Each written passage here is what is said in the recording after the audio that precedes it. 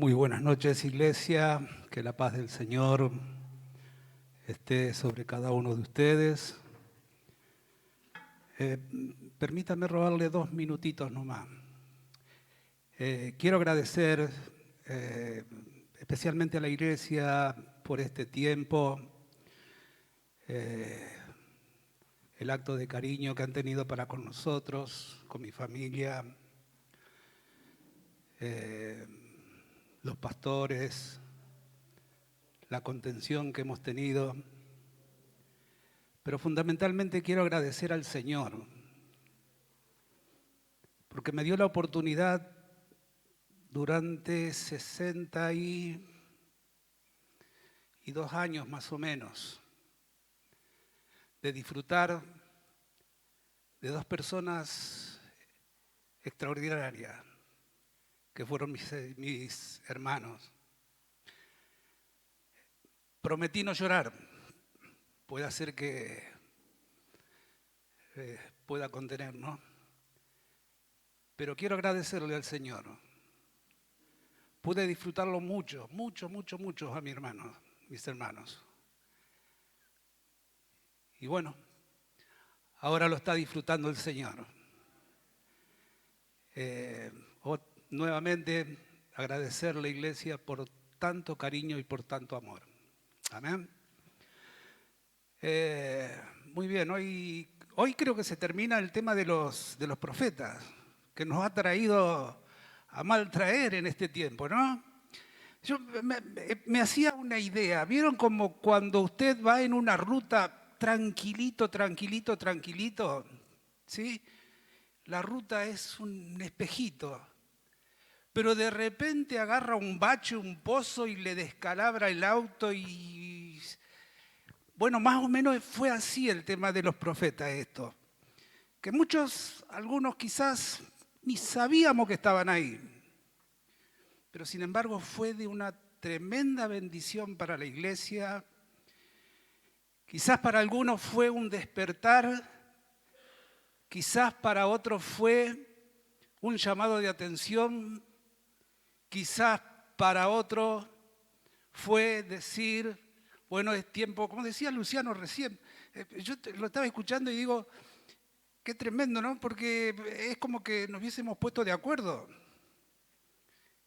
Justamente el tema de hoy, que quiero hablarle justamente de quién es Jesús. Y estaba por ahí escuchando que Dios es, en una de las alabanzas, que Dios es inigual, y quizás para muchos fue un despertar en este tiempo. A mí me atrapó el tema de Oseas. No sé si a alguno le gusta el tema de las novelas. ¿Vieron cuando hay una novela de amor ahí, no? El capítulo 1 es tremendo porque es una historia de amor que me encantó un versículo, creo que está en el versículo 2, en el capítulo 2, versículo 14, algo así. Y dice el Señor, porque la historia se la relato un poquito medio rápido como para que ponerlo en contexto, ¿no? Dios le habla a Oseas para que Oseas busque una mujer. El problema es que la mujer le iba a ser infiel, ¿sí? Y le es infiel por dos veces. La última vez va el profeta y la compra. Más o menos como hizo el Señor con nosotros. El pueblo de Israel era un pueblo ciclotímico, ¿sí? Hoy andaba por los cielos en la fe y por ahí estaba mal. Y en ese tiempo el tema del económico estaba bien, el tema de expansión estaba bien. El problema era el espiritual. En el ámbito espiritual El pueblo de Israel estaba en bancarrota, más o menos como hoy, ¿sí? Y Dios le habla a Osea y le dice, volvete a enamorar y anda a buscarla. Y va y la busca. Pero ya la mujer no estaba, Gomer ya no estaba donde ella frecuentaba. El problema es que ahora estaba como una que la tienen que vender, una esclava, desnuda, azotada, mal. Y ahí va el profeta y la compra. Pone hasta lo último, ¿sí? Y la lleva a su casa. Más o menos como hizo el Señor con nosotros, ¿no? ¿Sabe qué dice la Biblia? Que cuando venga el Señor va a venir a buscar ¿a quién?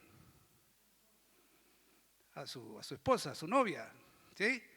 El problema es que muchas veces la novia del Señor es como el pueblo de Israel, se desvía. Y la va y la busca, y la lleva. Y le dice en el versículo 2, 14, dice, pero he aquí que yo la traeré y la llevaré ¿a dónde? Al desierto. Y yo decía, Señor, ¿no hay otro lugar que nos pueda llevar? ¿Otro lugar más cómodo? No es fácil ir al desierto. Quizás hay muchos acá que están pasando por ese tema. Ahora, ¿saben cuál es el problema?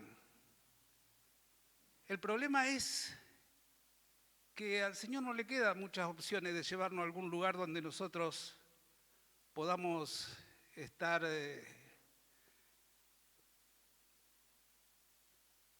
sin ponerle obstáculos al Señor. Y muchas veces el Señor mismo nos va a llevar a un lugar donde estemos entre la espada y la pared, donde poder mirar el problema, la dificultad o el Señor y decirle al Señor, me rindo. Y yo creo que en este tiempo que hemos estado escuchando tantas palabras de Dios, el Señor nos ha llevado a un lugar donde le tenemos que decir o nos rendimos o nos morimos. Y yo creo que este es un tiempo de decisiones. Tiempo de decirle al Señor, Señor, yo sé que me trajiste aquí porque algo tenés. Yo no sé cuál es tu problema, por dónde estás pasando, cuál es tu dificultad, por qué estás en el desierto, pero sí sé una sola cosa, que el Señor te ama y que Él puso sus ojos en vos.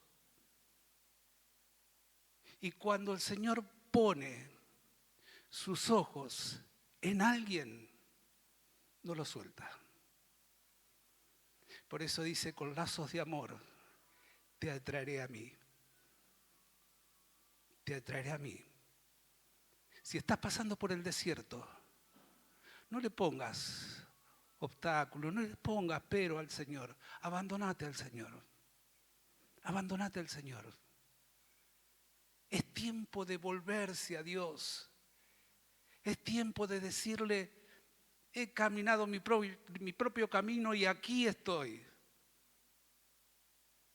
Como la sierva que estaba desnuda y ahora me vuelvo a vos.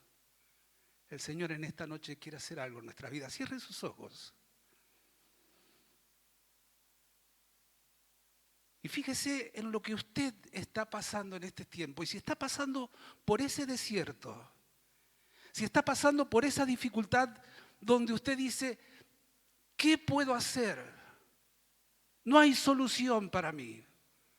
El Señor en esta noche dice, yo te traje hasta el desierto, porque sé que allí estás vulnerable, porque sé que allí yo puedo hablarte a tu corazón. Padre, Te damos gracias en esta noche, porque como cantábamos recién, no hay Dios como tú. Gracias porque solamente tú nos conoces.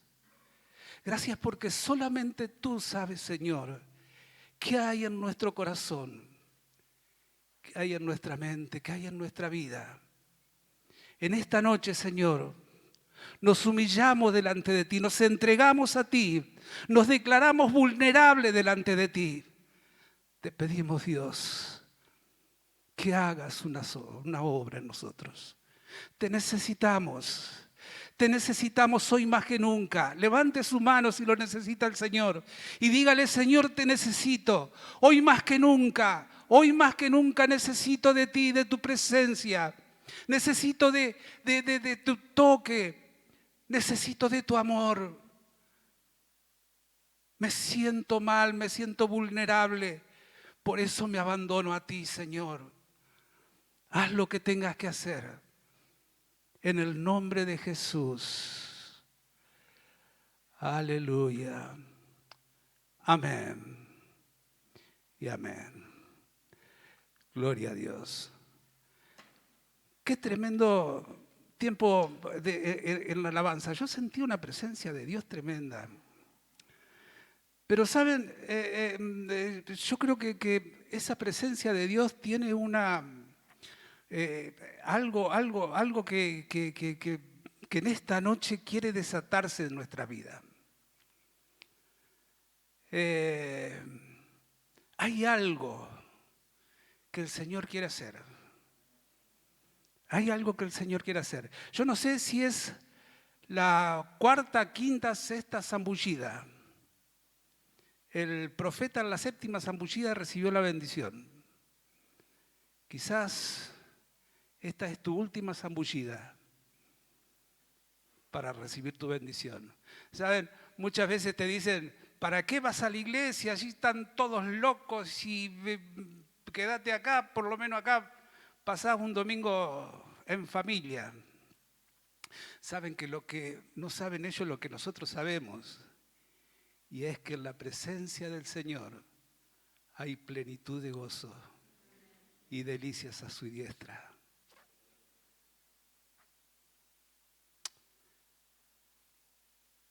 Es hora de comenzar a beber del Señor. Muy bien.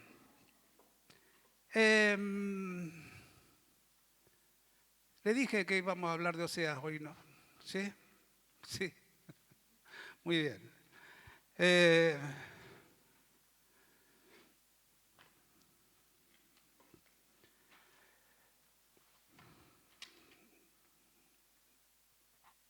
Y el Señor le volvió a hablar a Oseas. Y esto va para lo que por ahí predicamos acá circunstancialmente o que predican medio seguido. Descubrí dos cosas que por ahí muchas veces no las tenemos en cuenta. Primero, decía el profeta Isaías, el Dios al cual sirvo y en cuya presencia estoy. Una de las cosas que tenemos que tener en cuenta es qué hay en el corazón de Dios para compartirle al pueblo.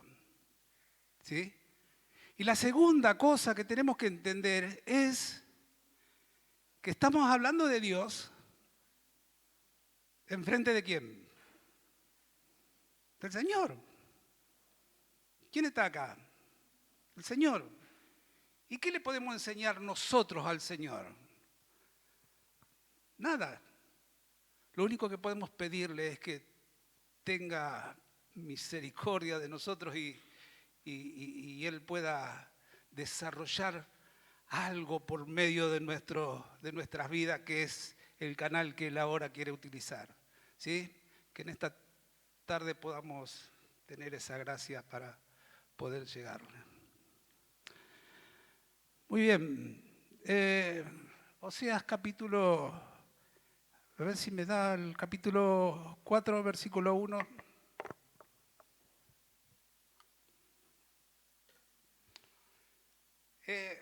me va a tener que ayudar, ¿sí? Dice, oíd palabra, hijo de Israel, porque Jehová contiende con los moradores de la tierra. Porque no hay verdad ni misericordia, ¿ni qué? No, pero dígalo como que comió hoy, ¿sí? Porque no hay verdad ni conocimiento de Dios en la tierra. El versículo 2, perjurar, mentir, matar, hurtar, adulterar, prevalecen. Y homicidios tras homicidios se suceden. 3, por lo cual se hurtará la tierra y se extenuará todo morador de ella, con las bestias del campo, las aves del cielo y aún los peces del mar morirán. Ciertamente, hombre, no contiendas ni reprendas a hombre, porque tu pueblo es como los que resisten al sacerdote. Caerá por tanto en el día, y caerá también contigo el profeta de noche, y a tu madre destruiré. Mi pueblo fue destruido, ¿por qué? Muy bien.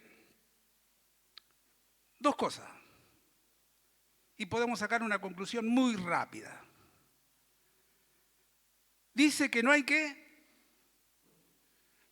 Conocimiento de Dios. Por lo tanto, pasa todo eso lo que estuvimos leyendo. ¿Sí? Entonces, ¿por qué pasa todo esto que estuvimos leyendo? Porque no hay conocimiento de Dios. El problema es justamente este. No hay conocimiento de Dios en la tierra. Y cualquier cosa similar a esto que está pasando hoy no es pura casualidad. Mientras estaba preparando este mensaje, por ahí me metí en Google y estuve viendo unas estadísticas que estaba sacando una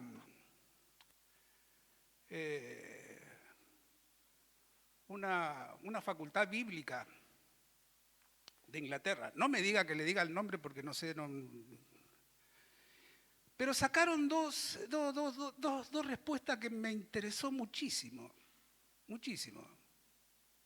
Y la primera es que dice que de la iglesia prepandémica, o sea, antes de la pandemia, solamente el 60% volvió a la iglesia. El otro 40% o anda pululando o directamente no viene. Y eso de andar pululando es como para hacer otro estudio, ¿sí? A mi vieja le gustaba trasplantar las plantas. Y ella me decía por ahí, dice, la tengo que trasplantar poco, 2 o 3 veces, porque después se mueren. Y eso es lo que pasa con la gente que pulula, ¿sí? Se trasplanta porque dice el Señor que el Señor nos plantó acá, en la iglesia, donde estamos, ahí donde echamos raíces. El problema es que si los trasplantamos en otros lugares, podemos trasplantar una vez, 2 veces, 3 veces, pero ya la tercera vez ya empezamos a perder. Y la segunda cosa que me llamó poderosamente la atención fue esta, que el 60% de los cristianos son cristianos nominales, es decir, que no tienen conocimiento de Dios, que no tienen relación con Dios, ni conocen a Jesús.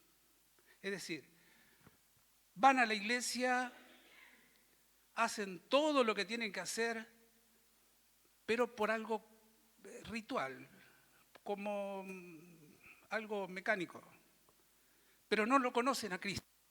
Ese es el problema.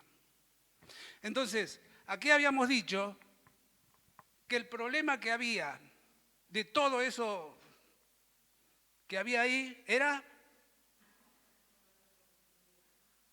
porque no había conocimiento de Dios. El problema es que no conocemos a Dios. Y ese es un gran déficit en las iglesias. Porque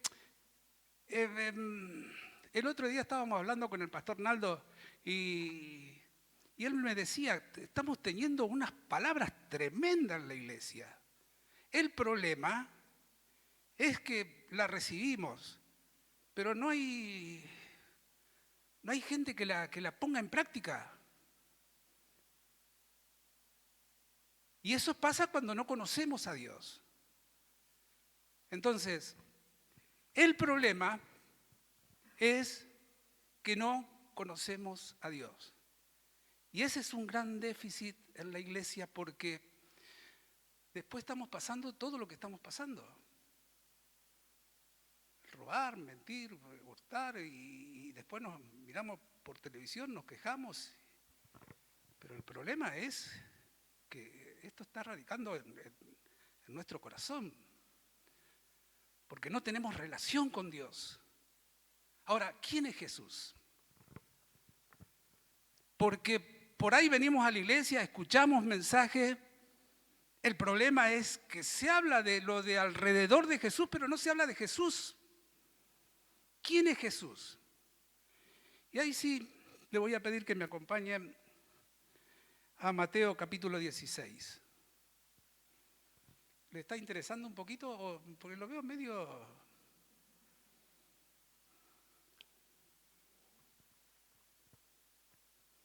¿Tenemos? Sí, dice, viniendo Jesús a la región de Cesarea de Filipo, preguntó a sus discípulos, diciendo, ¿quién dicen los hombres que es el Hijo del Hombre? Y saben que esta es una pregunta que se ha hecho por todos los tiempos en la humanidad. ¿Quién es Jesús? ¿Quién es Jesús? ¿Quién es Jesús? ¿Quién es Jesús que nació de una virgen? ¿Quién es Jesús que nació en Nazaret? ¿Quién es Jesús que en 3 días y en 3 noches cambió la historia de la humanidad? ¿Quién es Jesús? Y eso le preguntó a sus discípulos. Los discípulos habían caminado con Jesús durante 3 años y aún todavía no tenían la revelación de quién era Jesús. Entonces le sigue diciendo, y ellos dijeron, uno Juan el Bautista, otro Elías, otro Jeremías o alguno de los profetas. Y él le dijo, ¿y vosotros quién decís que yo soy? Porque la pregunta es esta, ¿quién es Jesús? ¿Quién es Jesús que murió en la cruz, resucitó y hoy está vivo? ¿Quién es Jesús? Para nosotros, si hoy el Señor viniera y nos hace un cuestionario a cada uno y nos pregunta, ¿quién es Jesús para vos? Y le hizo esa pregunta a sus discípulos. Y le dice, ¿y para vosotros quién decís que yo soy? El 16. Y acá la palabra de Dios nos da la respuesta.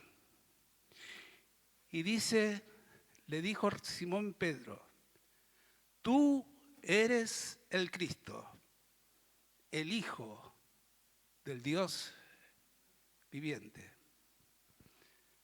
2 cosas. El Cristo, tú eres el Mesías, tú eres el que había de venir. Pero también le dice, tú eres el Hijo del Dios viviente. No le dice, tú eres uno de los hijos. Le dice, tú eres el Hijo. Porque una cosa es que nosotros, aquellos que hemos aceptado a Jesús, somos hijos por adopción, ¿sí? Jesús salió del Padre. Entonces le dice la palabra, tú eres el Hijo del Dios viviente, eres el Hijo, el que salió del Padre, no eres uno de los hijos. Nosotros somos creación. Jesús salió del Padre. Entonces, ¿quién es este Jesús? ¿Quién es este Jesús?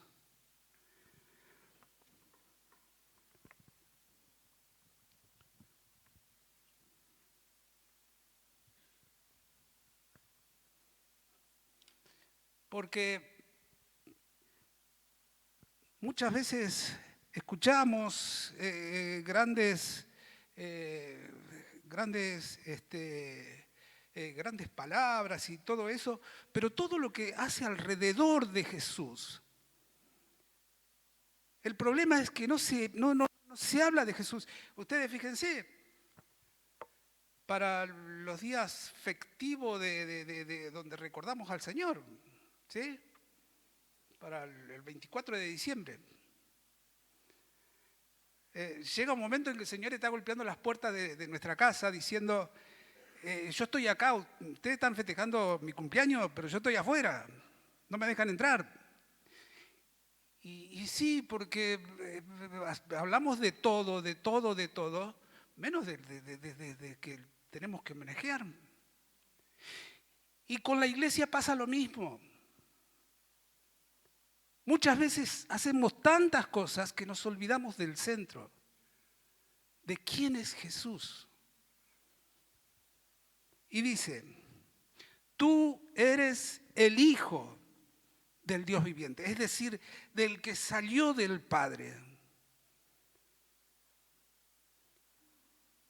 Y esto es algo así como que a los religiosos de aquellos tiempos, cuando Jesús empezó a utilizar todas estas palabras de yo soy, ¿quién se llamaba yo soy? Dios.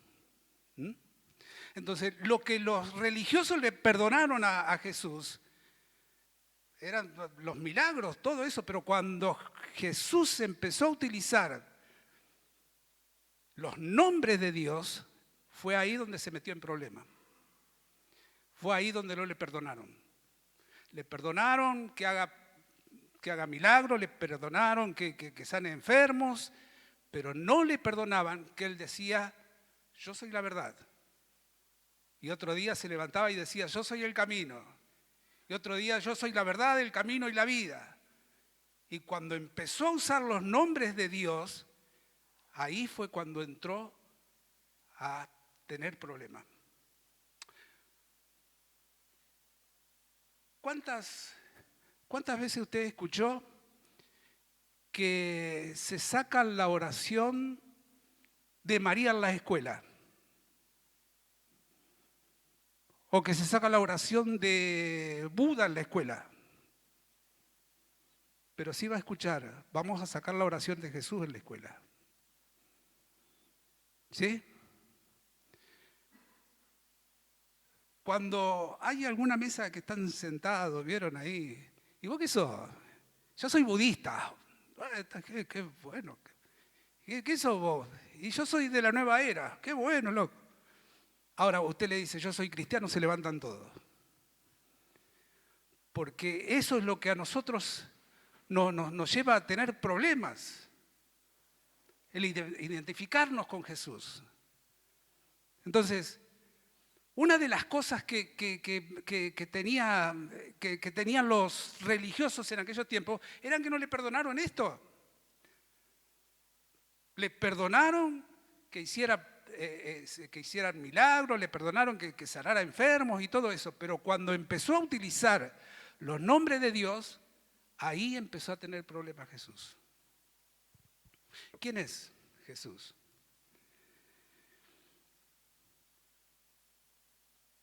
Y aquí le da la respuesta la palabra. Tú eres el Cristo, el Hijo del Dios viviente. Y si hablamos de quién es Jesús, vamos a hablar de la deidad de Jesús como Dios. En Apocalipsis, capítulo 1, versículo 8.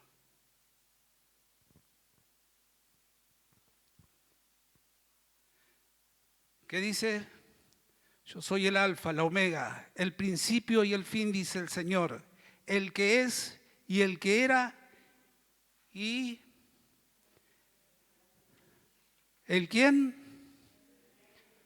¿Pero quién es? Él todo, el todopoderoso.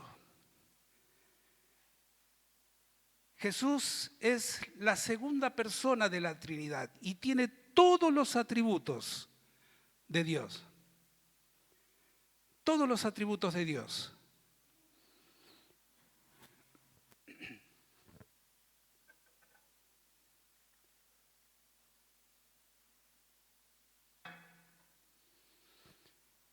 Él es omnipresente porque está en todos los lugares. Él es omnipotente porque todo lo puede. Él es omnisciente, todo lo sabe. Todos los atributos del Padre lo tiene el Hijo. ¿Por qué es Dios? Por su preexistencia revela que Él era Dios. En Colosenses capítulo 1, versículo 16, ¿qué dice? Porque en Él fueron creadas todas las cosas. Antes de que nosotros fuéramos, ya el Señor había creado todo. Las que hay en el cielo y en la tierra, visibles e invisibles, sean tronos, sean dominios, sean principados, sean potestades. Todo fue creado por medio de Él. ¿Y para quién? A Él sea la gloria. ¿Por qué es Dios? Porque tiene vida en sí mismo. En Juan capítulo 5, versículo 26. Porque como el Padre tiene vida en sí mismo, así también ha dado al Hijo tener vida en sí mismo. ¿Esto qué quiere decir? ¿Vieron cuando Moisés le dice, Señor, y ahora, ¿qué voy a decirle al pueblo? ¿Quién me manda? Decirle que te manda yo soy. Y yo soy quiere decir alguien que no depende de nada ni de nadie para ser Dios.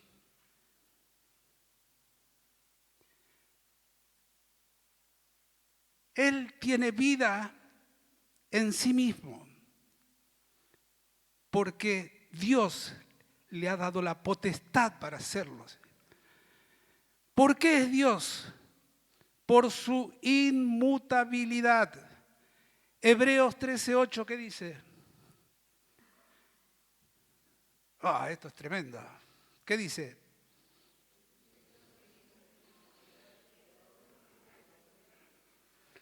Jesucristo es el mismo, ayer, hoy y por los siglos.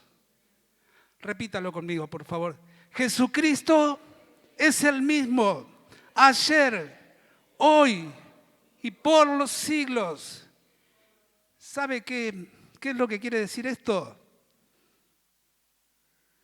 Él sanaba ayer, sana hoy y va a seguir sanando. Él liberaba ayer, libera hoy y va a seguir liberando. ¿Quién les predicó un Cristo que ya nos sana, que ya nos libera?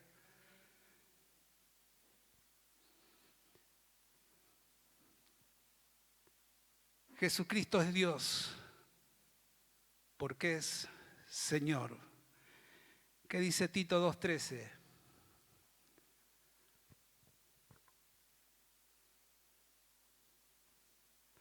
Tito 2:13. Aguardando la esperanza bienaventurada y la manifestación gloriosa de nuestro gran Dios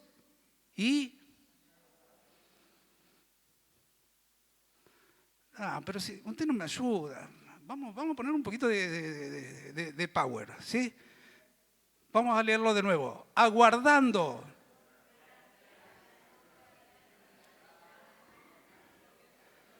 de nuestro gran Dios y Salvador Jesucristo. Dele un aplauso al Señor.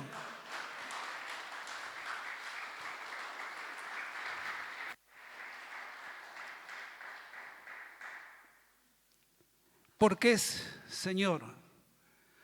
Porque la alabanza y la adoración fueron hechas para Él. Mire lo que dice Mateo 14, 23.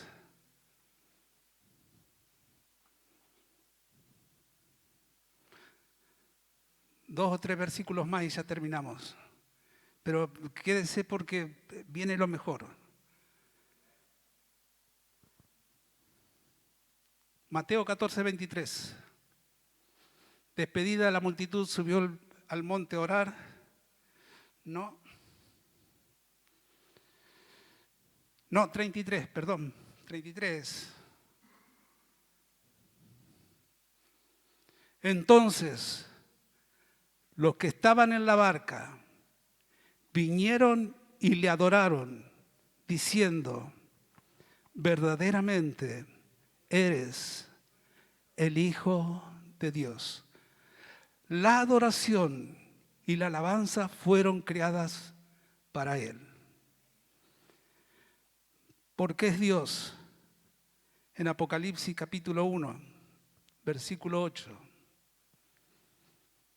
Yo soy el alfa y el omega, el principio y el fin, dice el Señor, el que es y el que era, el que ha de venir, el Todopoderoso.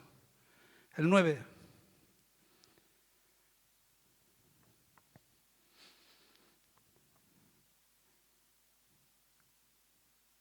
No es, bueno, no importa.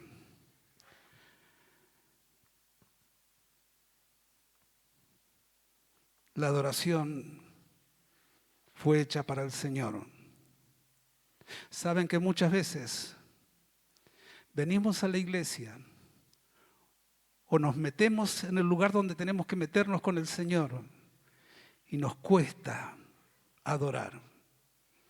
Cuando te cuesta adorar, acordate de dónde el Señor te sacó. Acordate del lodo cenagoso donde estabas. Acordate de las noches de desesperación y adorarlo al Rey de Gloria. La alabanza, cuando alabas a Dios, los cielos se abren. Y la presencia de Dios desciende y Él comienza a hacer cosas que vos nunca te imaginaste. Pero comenzá a adorarlo. Comenzá a adorarlo.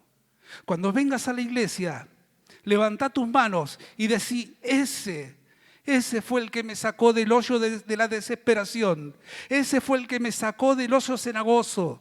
Ese fue el que me sacó de la desesperanza. Ese fue el que me dio paz, el que me dio gozo. ¿Cómo no adorarlo? ¿Cómo no exaltar al Rey de Gloria? Hermanos, ¿cuántas veces hemos gritado un gol? Y los hemos gritado con pasión. Saben que aquí está el más grande de todos los grandes. Aquí está el Señor de señores y el Rey de reyes. ¿Cómo no exaltarlo? ¿Cómo no glorificarlo? ¿Cómo no alabarle? ¿Cómo no levantar las manos y adorarle? No podemos estar callados cuando estamos delante del Señor.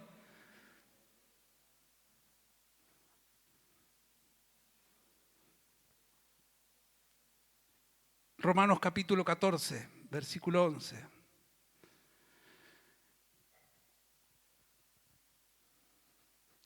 Porque escrito está, vivo yo, dice el Señor, que ante mí se doblará toda rodilla y toda lengua confesará que Jesús es Señor.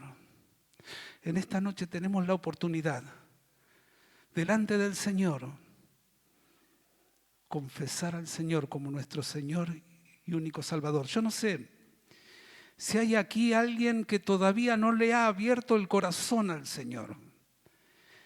Si en esta noche hay alguien que dice, yo deseo en este momento, desde esta noche, comenzar a tener una relación personal con Dios. Me gustaría que levanten su manito, aquellos que quieran tener esa experiencia y quieran abrirle su corazón al Señor. Y desean desde esta noche comenzar a tener una experiencia personal con el Señor. Conocer al Señor es nuestro desafío.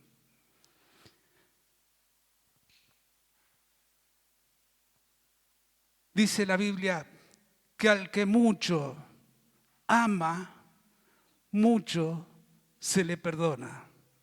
Saben que el Señor a mí me perdonó mucho. Por eso yo lo amo con todo mi corazón, con toda mi alma, con todas mis fuerzas. Y te pido que en esta noche me ayudes a que adoremos y alabemos al Señor. Le voy a pedir a los chicos de la alabanza que estén pasando.